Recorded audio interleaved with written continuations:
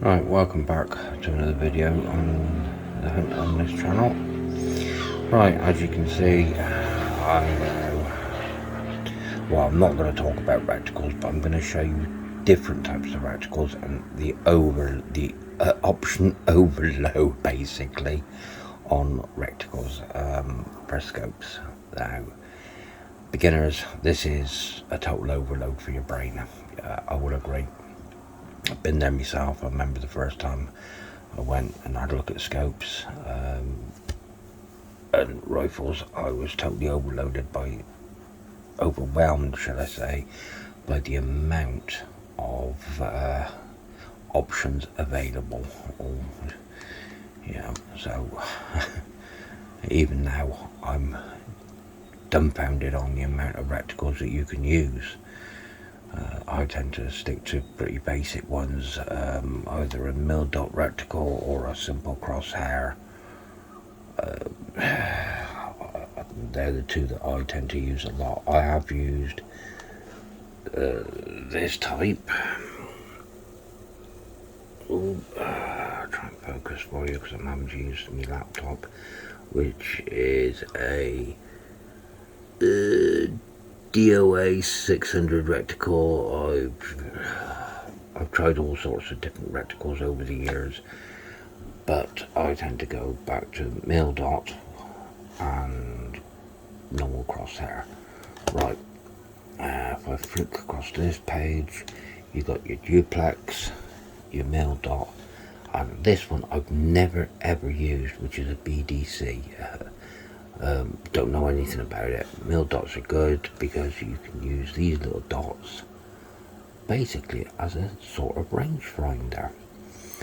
If you've got a sticker on your scope, on your flip up, if you've got a flip up scope cover, and you can work out what your ranges are, you can use these and just look at your little flip up and see where you've marked out what your ranges are on it. And the same here, whether you're X amount, like we'll call this one 45 yards, and then you come over here or even here to 0 for your aim points. The same here if you're close, and you can drop here, you know, wherever. But there's a lot of different types of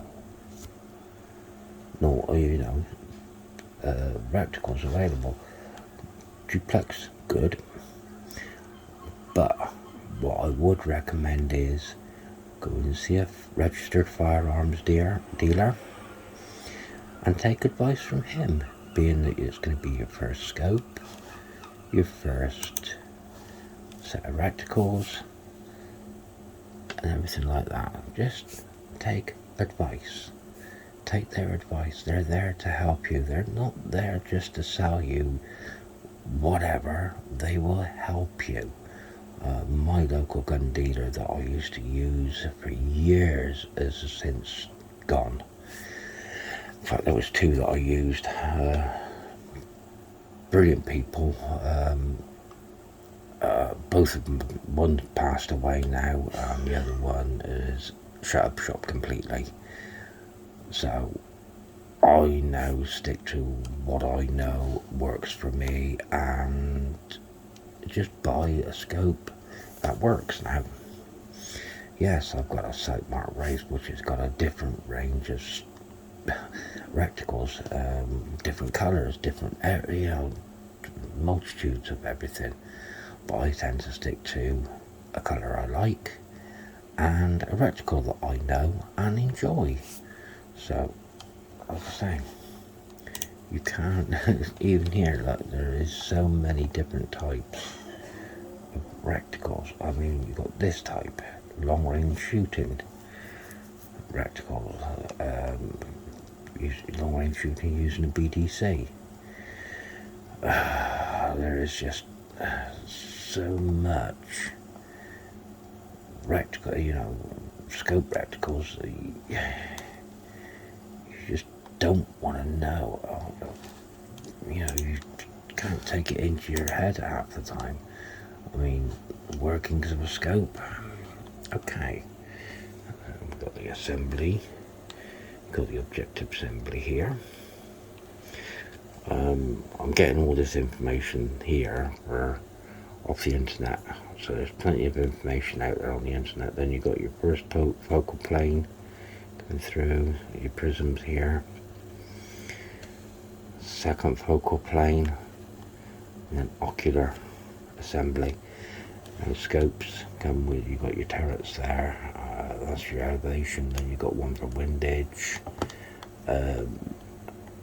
You've got different magnifications, 5, 10, 15, 20.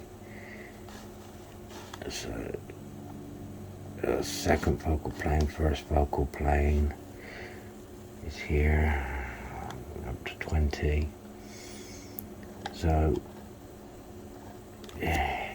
you've also got scopes that I've got at the front here, what they call a parallax correction.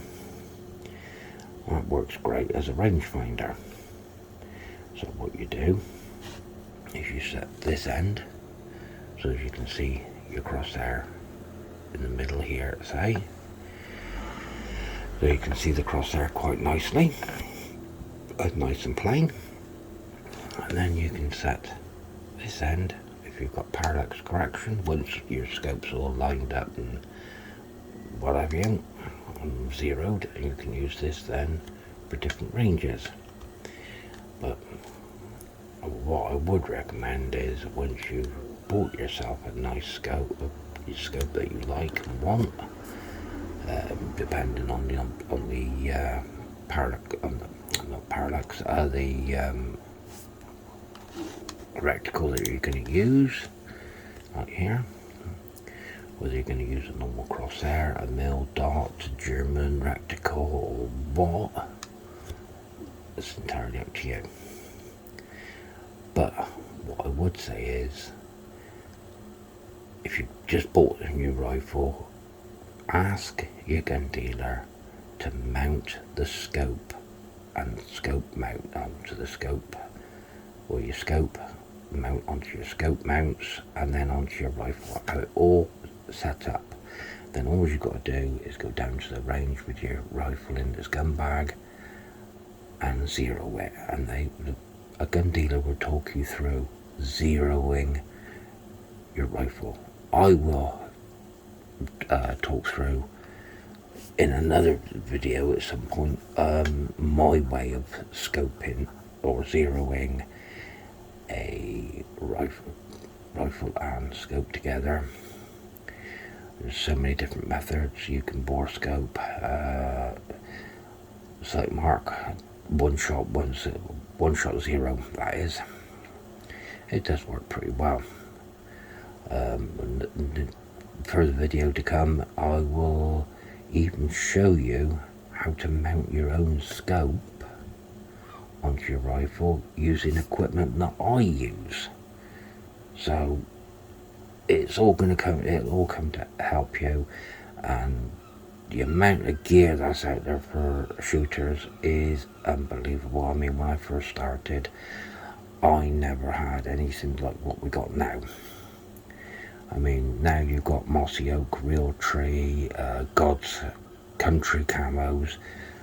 Back when I started, it was old British Army or whatever you could get at the time camo. So this was just a quick video just to show you what reticles are available, what a scope in terms of a scope is like, and just try and help you get a bit more head round what's going on and what is out there option wise on your reticles. But I will say, talk to your a registered firearms dealer. He will help you more. Okay, look forward to seeing you in the next video. Cheers, bye.